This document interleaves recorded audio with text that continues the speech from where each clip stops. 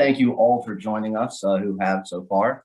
And we look forward to hopefully being able to share some practicable, good information for you today to hopefully get some more solar implemented in our faith communities around Charlotte, North Carolina, or wherever you may be today.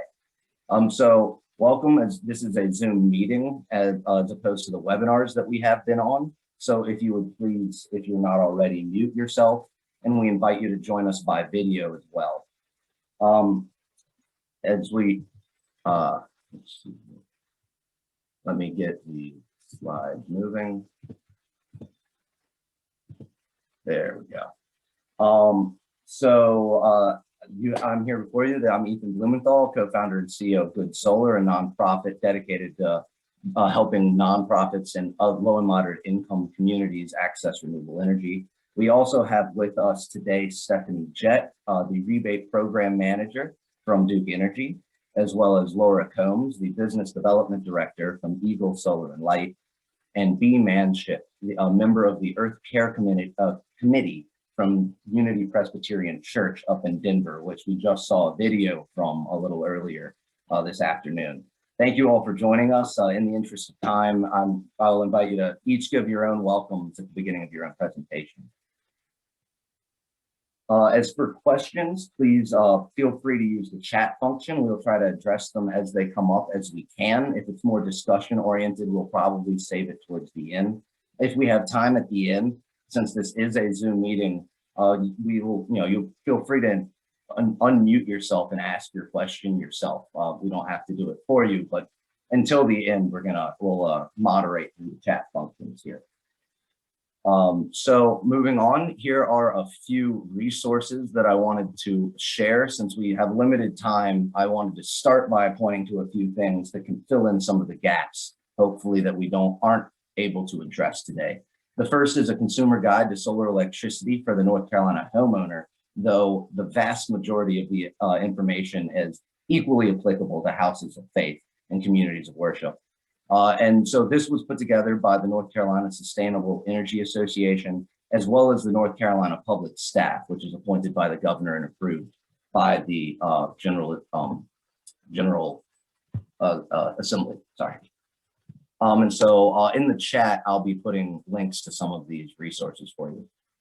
North Carolina Interfaith Power and Light, through some of their members, including led by Temple Emmanuel in Greensboro, put together a best practices for going solar for your congregation that focuses a bit more on the congregational approach to going solar, how to build momentum within your community and things along those lines. Two of the other resources I've mentioned here are Energy Sage from the North Carolina Clean Energy Technology Center, which is located at NC State University. Energy Sage is a place where you can put in your project or upload different or research different installers and compare quotes as between them so that you can feel more comfortable with the numbers that you're looking at or that may be coming into you. And then another program through the same group at NC State is the database of state incentives for renewable efficiency. That is just a state database of different incentives, which will include some of the things that we will be talking about later today. But that's a good place that updates all of that. We also want to mention through some of our supporters here today, we have money included for a solar challenge. It's a $500 stipend for different faith communities that may be looking to go solar. If you are interested in pursuing that, you've heard her speak earlier today, June Blotnick with Clean Air Carolina, that is her email on the screen, would be the best place to reach out for that. So let's see here, there we are. So here, we just want to hit on a few first steps and things to consider as we go through. Would be great to identify a basis of support within your congregation or faith community. That could be something like a green team or creation care committee, interested clergy or staff members, things like that. If no group exists, then hopefully this very summit provides the basis to create that momentum in that sort of committee. Some of the crucial things if you're beginning to think about solar is there a site suitable for solar at your location? This is not a question that you have to answer alone. Don't let the technicalities of it get you bogged down. Most solar installation companies will do a solar suitability study for free. So I want to absolutely say that, but just off, top of the line things to consider is how much electricity do you need? So the size of the system, which will usually be restricted by either the amount of space available or the amount of energy production that you desire. You also need to determine the amount of space available on the roof, the condition of the roof, whether the roof can support the weight of a solar electric system. There's shading issues from trees, buildings, chimneys, vents, skylights, all the like. We're talking to an urban community here as well as rural. So there are all sorts of different potential challenges there. And then finance, definitely moving on to financing, that is one of the critical pieces for any solar installation, as I think almost any successful project will tell you. We'll talk about numerous different possibilities here, and we can touch on some more of them as well later. Three general models, I would say, have come out, and I invite our panelists and speakers to add to this as well. But there's generally a direct funding model where the church does its own fundraising or financing, whether that's rebates or grants or just direct donations to do it itself. There can be an LLC model where certain church members who may have a certain degree of tax avoidance or tax wealth could fund the project and take the tax credits. And then there is also a leasing model, which Laura Combs, who's on this call, will be able to speak in much more detail about as we go along. And all of these are discussed in more detail within the resources that I have alluded to already. Finally, I wanted to mention company reputation. Just sometimes there's a lot of people out there, there's a lot of companies out there, and you want to make sure that you're doing the best by your community. And so one link there is the NCSEA has a business code of conduct that a good number of companies have decided to sign on to. That's one avenue. There may be others. The best avenue to make sure you're getting a good deal is just to simply make sure that you're contacting multiple companies and getting multiple bids at the same time. So I'm running a little quick here, so I want to hit on some of these real quick just to tee them up. HB 589 was a piece of legislation passed in the fall of 2017 that largely reset solar regulations.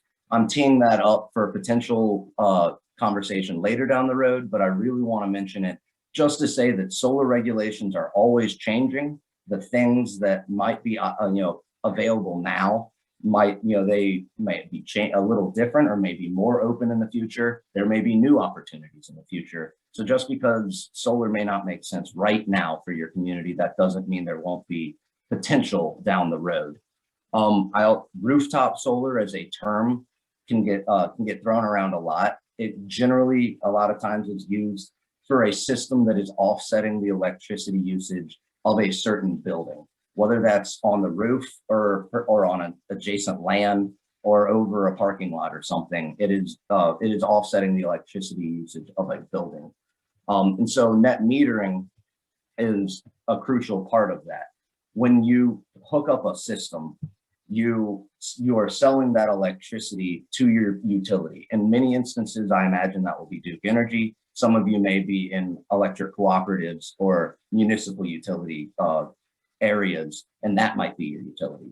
Generally, you will sell your electricity to them while buying the electricity that you sell at what is known as the avoided cost rate, and you buy from them what is known as the retail rate. And through that credit, on your bill, you will have a net, and that is the net meter for your sales and versus what you have coming in.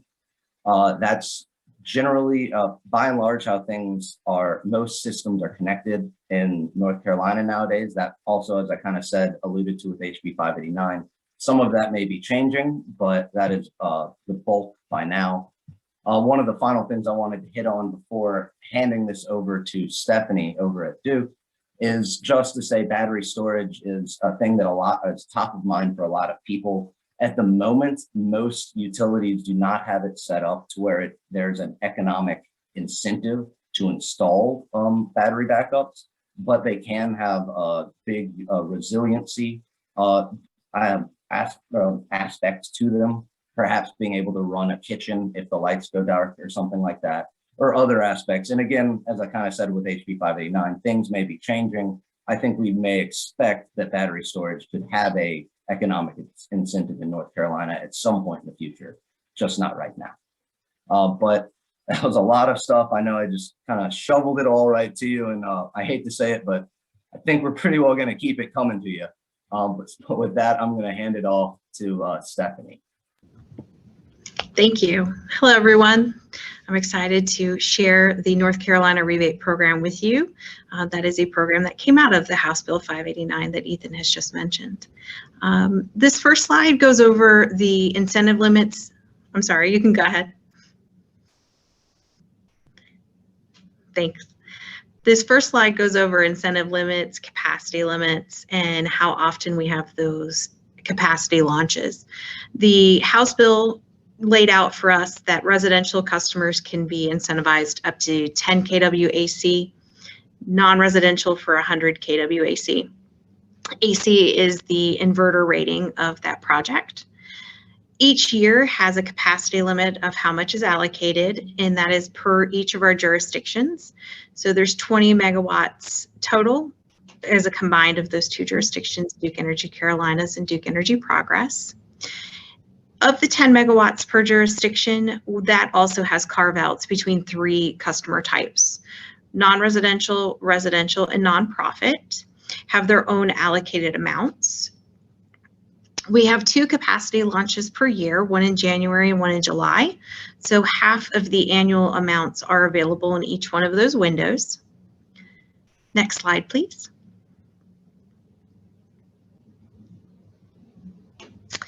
Based on the customer type is how much a customer would receive as an incentive. Non-residential customers starting in July is 30 cents per watt. Residential 40 cents per watt, and nonprofit is 75 cents per watt. Nonprofit is anyone who is considered tax exempt. Throughout this program description, you will see the kWAC mentioned, which again is the nameplate rating of the inverter. All right, next slide, please.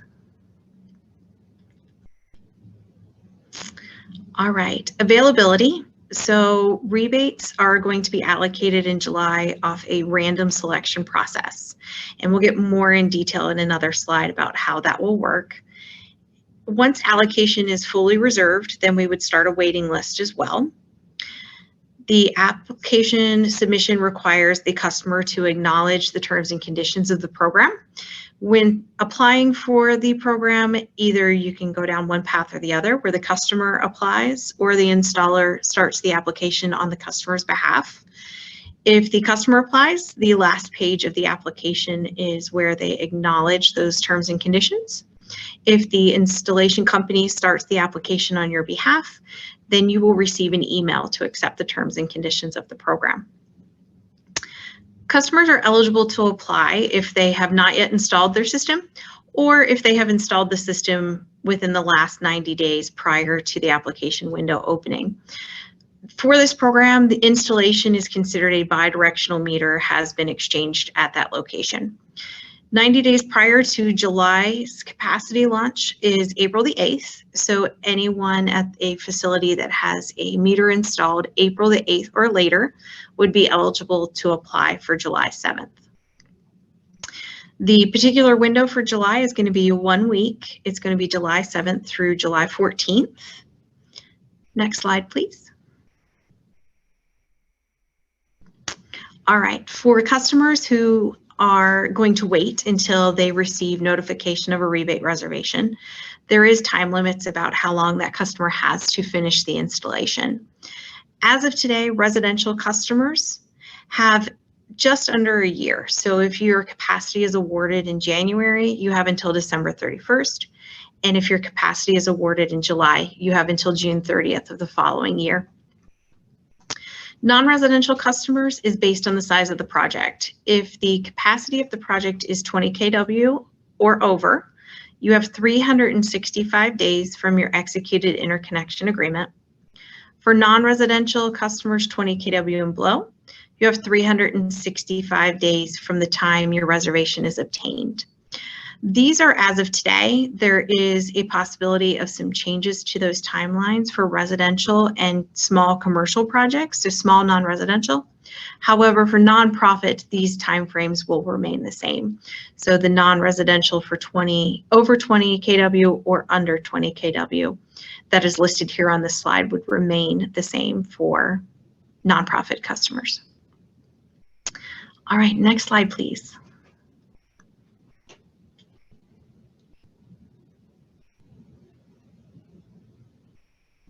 Thank you. So the random selection process that I previously mentioned is for July's allocation. We'll start the random selection process. The application will be open for submission from July 7th through the 14th, and it starts and closes at 9 a.m. We will check all of those applications to ensure that they really are eligible. If we have found that someone is not eligible, they will receive an email notification saying that they have not met the criteria. So for example, something that may have someone not apply for, or may have applied but not be eligible, would be if the customer is selling all of their energy back to us. This program is for net metering only. If anything like that maybe was submitted incorrectly on the interconnection application, then customers would have time to contact us and get that corrected so that their application can be included. If for some reason we're uncertain about someone's eligibility, we're going to go ahead and include them in the random selection process, and then we'll follow up with them after that's complete. The random selection process will assign a number to each application, and then capacity will be allocated to those customers based off that random number assignment. Once the capacity is exhausted for each of those customer types, a wait list will start. After those two lists have been generated, we will go through and make sure all those customers are still eligible, that nothing has happened in the couple of weeks of running that allocation that would change anyone's eligibility or give us additional time to follow up with the customers we were uncertain about in the beginning. On July 27th, we will email communications to customers and installers to let them know if they have been accepted into the program or if they are on a wait list. We'll also update our website on this day.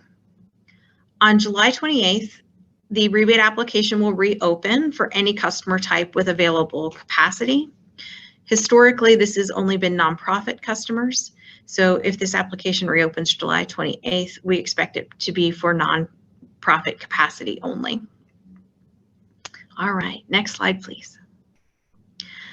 On our website, we have some marketing materials. This first line, the duke-energy.com/NC Solar Rebates, is our program website. There you'll find a video. The video goes over highlights of the program and the steps to fill out an application. We also have an FAQ section, and then this image to the right of the slide is a flyer. This flyer gives the highlights of the program for quick reference. Next page, or next slide, please. All right, my last slide here is how to contact us. If you have questions about interconnection, how your bill may change, how net metering works, all of those the Renewable Service Center can assist with. That is their phone number and email address there. Anything about the rebate program, anyone on our team can be reached at the NC Solar Rebate email address, and then below that is my email address and phone number if I can be of assistance to you. All right, that was my last slide. Questions I can answer? Thank you so much, Stephanie. I'm not seeing any in the chat, but I'll give it a minute. If anyone has a question, feel free to unmute and ask it yourself if you'd like.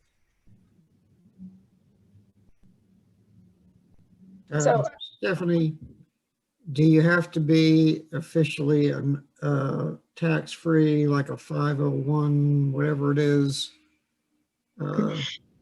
As long as you can check nonprofit on a form, yes. It's not specific as a 501c only or something like that. As long as it is considered a nonprofit, you'd be eligible under the nonprofit capacity. Thank you. Mm-hmm.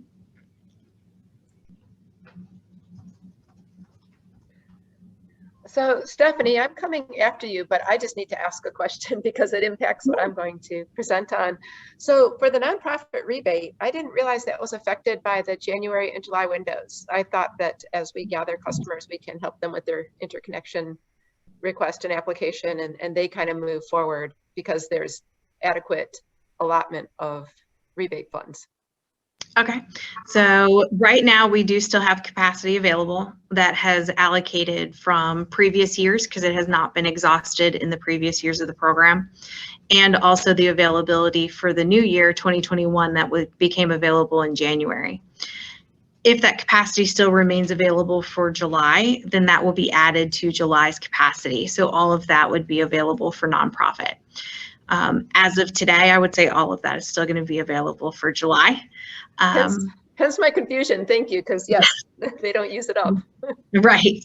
That is why we are expecting on July 28th to only open the application back up to customer type nonprofit, so that we can continue to use all of that capacity for them.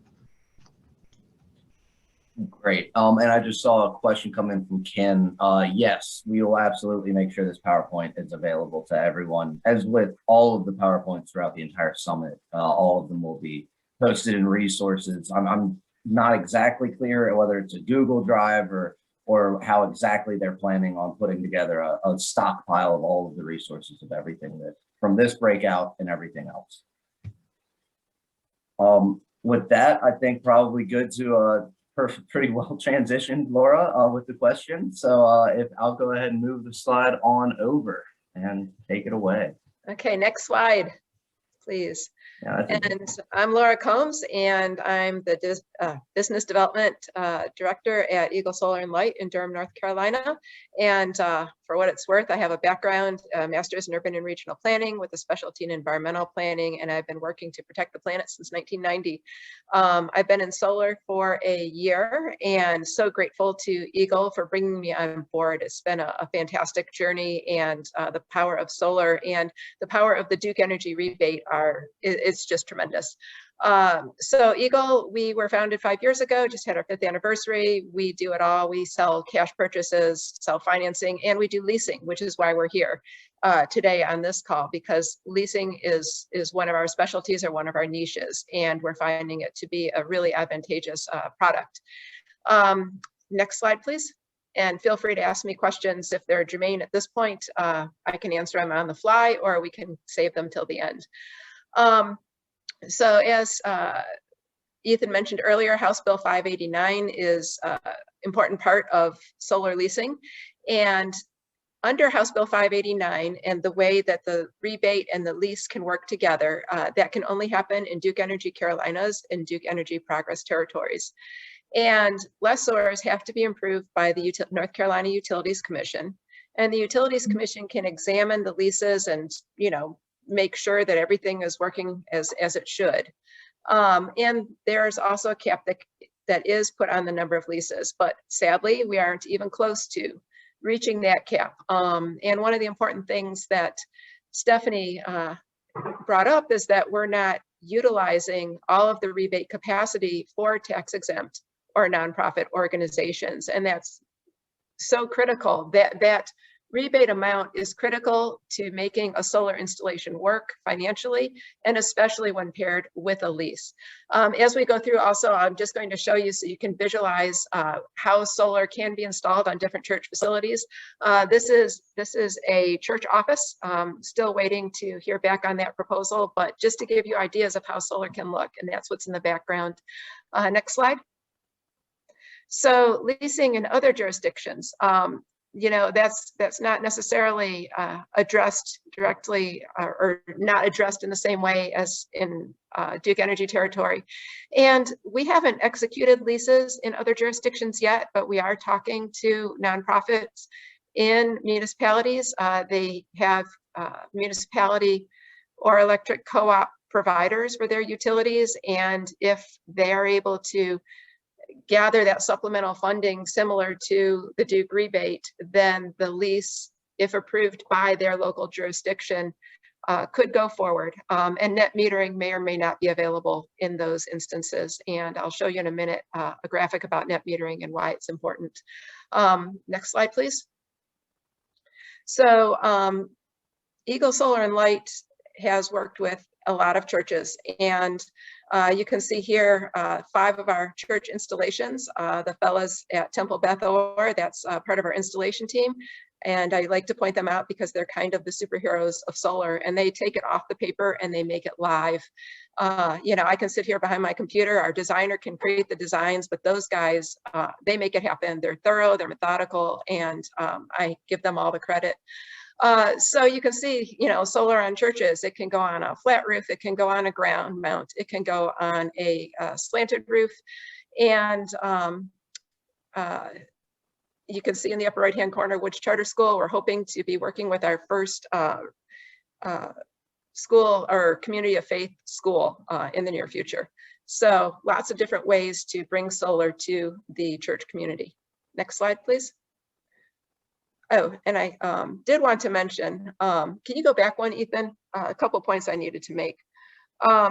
So as far as leasing, there are 6 lessors in North Carolina, just so you know. Eagle Solar and Light was the first lessor, and we have 17 leases executed so far, and nobody else has executed a lease. 5 of those are with communities of faith that have been installed. 1 more is about to be installed, and hopefully we're about to have a windfall or a bunch of communities of faith sign on, because we've changed our leasing product. And so the folks you see here, the different organizations, their leases have been 5, 10, or 15-year solar leases. The leasing term, we have now more recently extended out as another option to 20-year lease. And folks who tend to lease for 5 or 10 years, as some of these on the slide have, they will purchase that system after their lease term is up. But folks who are going out 15 years or even 20 years, those are 15 years, not so sure if they're going to purchase or just change the system out. In 20 years, those organizations, when they eventually decide to execute the lease, they will have some options at the end, as all of our lessors will, as far as what to do when the lease is over. So the 20-year lease largely is cash flow positive in the first year, thanks to the Duke Energy rebate. There are instances where that may not happen, but every proposal I've created on a 20-year lease has been cash flow positive in the first year. 15-year lease, sometimes it can be cash flow positive, sometimes not. And if it's not cash flow positive in that first year, it will be cash flow positive in under 5 years. And again, the folks at the 5 and 10-year point, they are looking to eventually purchase that system. So, you know, their metrics are a bit different. Another part that's important with the leasing, all of these systems here, we include with the lease a maintenance agreement, operations and maintenance, and that runs the term of the lease. And every year we're out to clean the panels and inspect. And so, you know, about 5 years, maybe a little bit more, there could be some instances where there's some corrosion or need for sprucing up or minor repairs. And so we come out every year and take a look at that and make all of those improvements or upgrades as needed. And also under leasing, the panels are warranted for 25 years and the inverters 20 years. And so we're there to take care of all of that. So leasing is a wonderful system because you don't have to worry about or think about what happens if something goes wrong, because we've got the operations and maintenance covered. We're hopefully helping you be cash flow positive in the first year and not have to really change your operational budget. Okay, next slide, thank you. So here's an example of a church gym, just to give you a nice idea. You can see that this gym is a larger system, 100 kW, maxes out that nonprofit rebate category of $75,000. And the proposals or whatever that we present will lay out all of these different metrics and more. And I just have to give a shout out to the EPA greenhouse gas calculator, because you can plug in the amount of kilowatt hours of electricity that solar is saving you, and then you can see it's really a fun tool. How many trees are planted, how many cars are taken off the road, how many barrels of oil are saved. So the EPA greenhouse gas calculator is kind of neat to play around with. For every system that we install, there is monitoring at the building, so the congregation can get excited about the successes and achievements of their solar installation. And you know, it helps us, we track it as well, and are sure to stay on top of the production of the system and if there is any difficulties with that. Next slide, please. Here's a couple solar scenarios, just to know for what it's worth if y'all are shopping for solar. On the left is a system that is a smaller system, and it's actually a very small system limited by the roof size. So this is a system that's not overproducing. It's not entering into that net metering territory that Ethan talked about. So, you know, it's a smaller system. You can see it has a smaller amount of savings. On the right is a larger system. I'm trying to remember, the one on the left was, gosh, like 14 kW. And the one on the right is a much larger producing system. And the net metering comes in, if you look at the graph on the right, around March, April. And solar generation is the orange curve, and the energy usage is the blue, are the blue bars. And you can see that there's more solar being produced in March and April than is being utilized by the building. And so what happens is the net metering credits happen at that point. But on June 1st, the net metering slate is wiped clean. And so there's not an opportunity to use those credits. So we try to size systems to minimize that net metering issue. But if you look over in September, October, you can see that the system's producing a bit over the building demand. And so those credits will be used later in the year. So there's a little bit of a art. Sometimes if you're looking at solar, just know that you might go through several types of designs to try and find that sweet spot of, you know, what meets your needs cost-wise, what makes the lease work, that kind of thing. Next slide, please. And that was too soon. I'm sorry, when I control my own, I think a little differently. I just have to say a couple more things. When a lease is over, a solar lease is over, there are three options. And the lessor, in the case of Eagle Solar, can purchase the system at fair market value. Systems generally will be producing 25 years out, 30 years out, so you can purchase it at fair market value. You know, we're a company around for 5 years and plan to be around in another 20, but we have not reached that, you know, decision window at that point. We anticipate in 20 years that, you know, equipment will have improved dramatically, costs will have come down, and folks will want to switch that system out and enter into a new lease agreement. So the other option is, so you can keep it and purchase at fair market value. You can switch the system out and enter into a new lease agreement with new equipment, or we can remove the system for a small fee and the relationship with Eagle Solar and Light is over at that point. And I think that is all I have to say about solar and leasing. So yeah, any questions? I'm happy to take them. If I forget anything, somebody please speak up.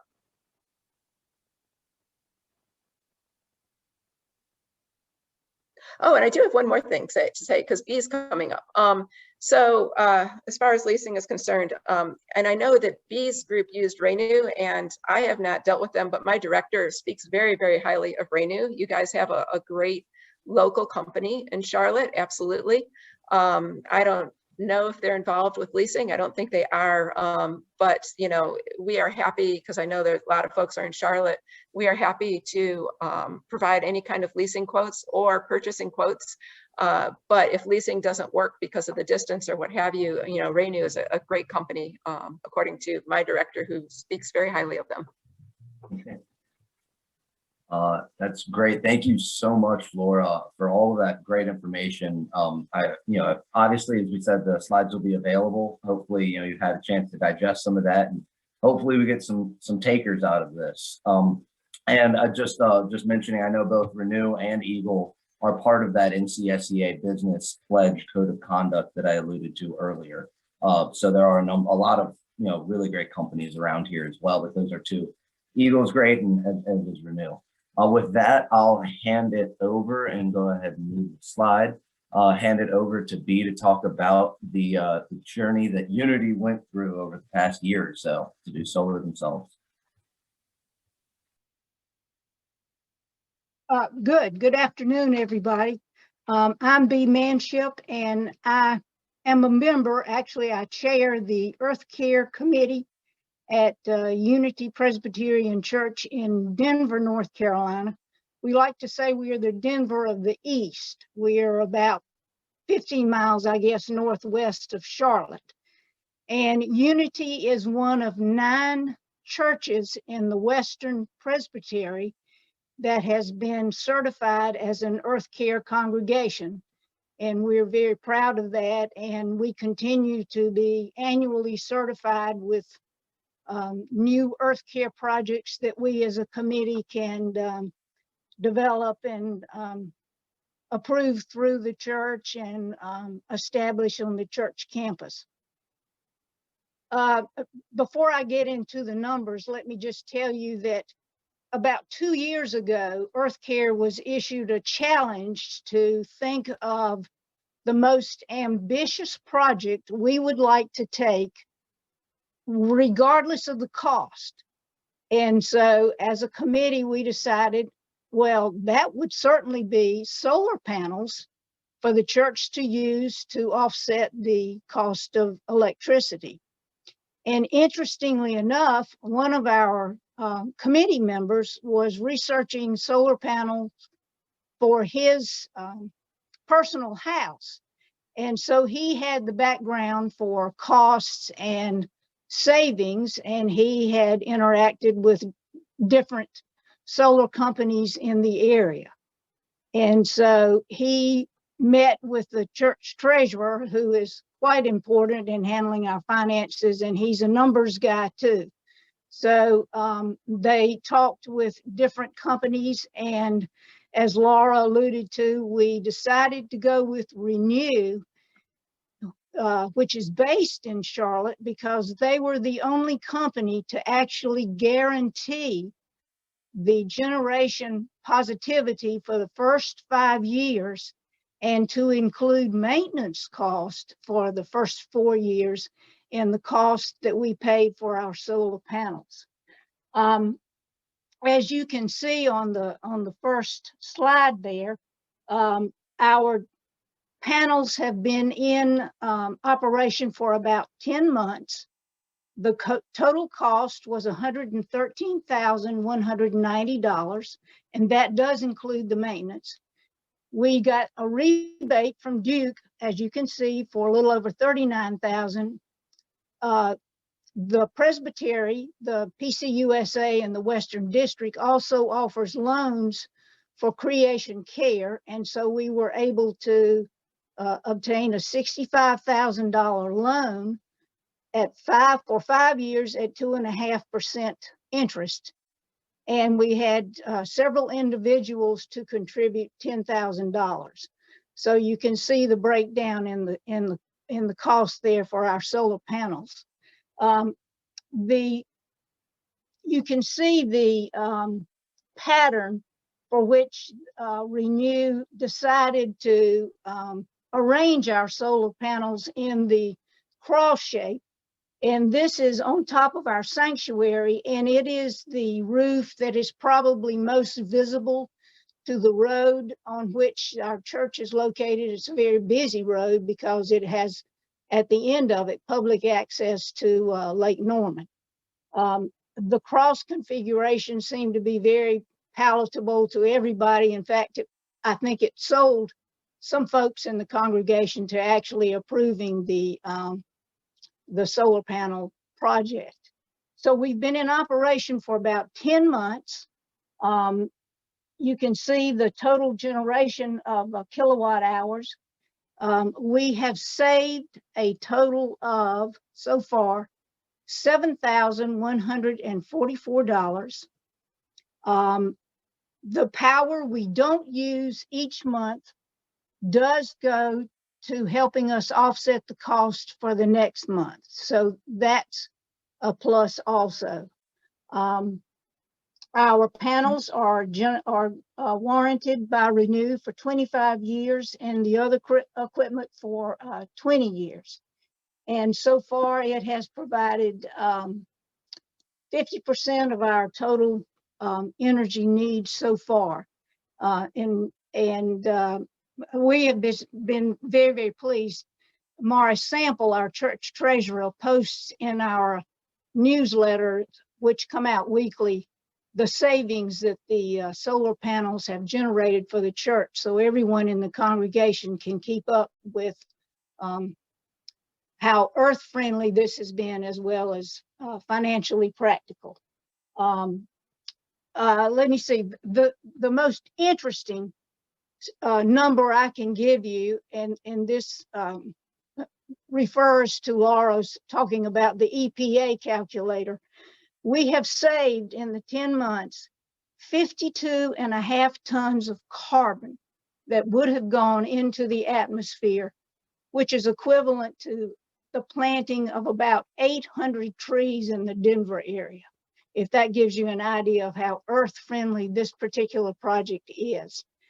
And let me just end by saying one of the main, other than the appeal of the earth-friendly and the environmental positive aspects of this, we feel like because of the visibility of these solar panels on the roof in a very highly trafficked area of Denver, that we as a church and a congregation have made a statement about how we care for the environment and how we care what kind of world we will be leaving the young families and children in our area. And that also helped sell our project also. So any questions, I'll be glad to answer in any way. Please, if anyone has any questions, I'll leave a little space right here. We have just about a minute or so. If I don't have anyone, I got one lined up for you, B, but I'll leave a second if anyone else wants to jump in. Okay, well, so I was just gonna ask, so if you were, as the chair of the Earth Care Committee, taking this through, and obviously the visioning, the challenge of one big action that the church could take, if you have one piece of advice for a faith community that's just getting out, that's just starting thinking, I want to go solar, but where do I go from here? An individual that may be in this room, perhaps, what would you say, perhaps advice you might give them on that? Gather support from your congregation or community and go to the powers that be as a group and have some of these numbers available. And you're certainly welcome to use the numbers here from Unity that show the financial advantages of solar, as well as the commitment to caring for the environment that we as a faith community have made. And the numbers and the folks, the support, that would be my advice for first steps. Hey, Ethan, I have a really quick question for B, if that's okay. Yeah, take it away. So B, from start to finish, how long did it take you guys to grab the idea and then decide you were moving forward? How many months did that take? Well, we were all on board with solar power to begin with. It was just the finances that were holding us back. But because of that individual who had personally gone ahead with some of the numbers and was able to tell the committee, you know, what kind of savings was projected for him. And that was in the fall of 19, I would say. And the church had approved, we met with Renew and other energy companies, decided on Renew because of the things they offered, as I mentioned earlier. And the panels were on the roof by March, within 8 months. That's fantastic. Yeah, the committee just took it and ran with it, you know, and we have some good, strong members of the committee who are also good, strong members of the church. And once we were able to show the financial advantages to the church treasurer, who is quite an important member, and we have a young minister and a young staff, and once they grabbed onto it and saw the advantages everywhere, they just got behind it, and it just flew. So I just need to make this comment because it's so important. Traditionally, when I'm working with churches, or my company has been, sometimes it can take 1.5 years to make that decision. And that solar rebate is going to expire basically by the end of 2022. So we're almost at that 1.5 year point. And at January 1, 2023, all of that nonprofit rebate is going to go over into the residential and commercial sectors. And this year in January, they use that rebate up in under 3 minutes.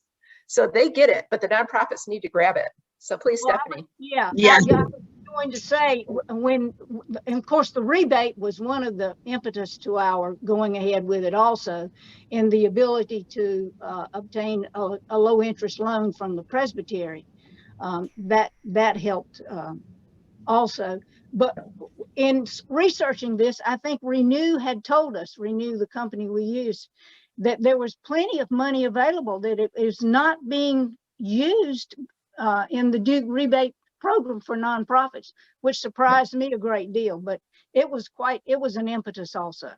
So nice. Exactly right. If I may jump in there, unfortunately, I think we may actually be a few minutes over time. Actually, I think we were scheduled to 4:20 if I remember correctly, but I did want to make sure that I addressed. Holly asked us, how do we get involved with the finances? And I think hopefully some of this discussion actually may have addressed that, as a lot of it is fundamentally being involved with the church itself. And so that may be having a creation care team or a green team that then can work with a building manager or the head clergy or whomever it may be within your faith community generally.